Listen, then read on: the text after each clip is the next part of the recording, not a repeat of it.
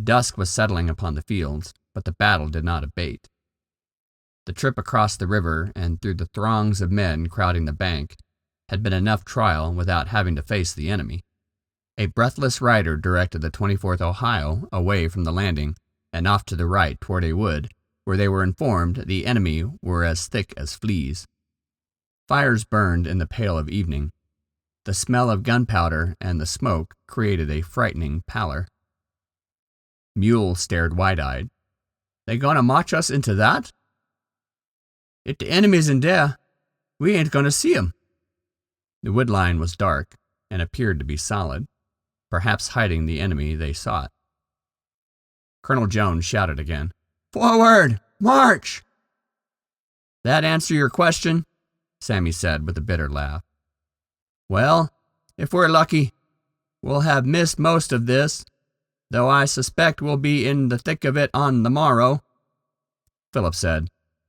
The men around him looked toward the woods blankly. A few forlorn, supine forms lay in the field spread out before the wood line. Other than the noise of battle to the left, there was little else to foretell of any danger. The regiment entered the wood and into a claustrophobic, eerie silence. They could hear many staccato footfalls crashing through dead twigs and leaves, but they saw nothing. It was almost pitch black, and but for a pale blue hue that shone through the wood's canopy, no other light existed. The men made enough noise of their own that they soon gave up listening for the enemy. "You gets a feeling we could walk into the muzzles of the enemy line and we wouldn't know till they fired?" Mule asked Philip. Curses rang out as men tripped in the undergrowth and were in turn cursed by company officers for clumsiness. Trying to keep in formation was impossible.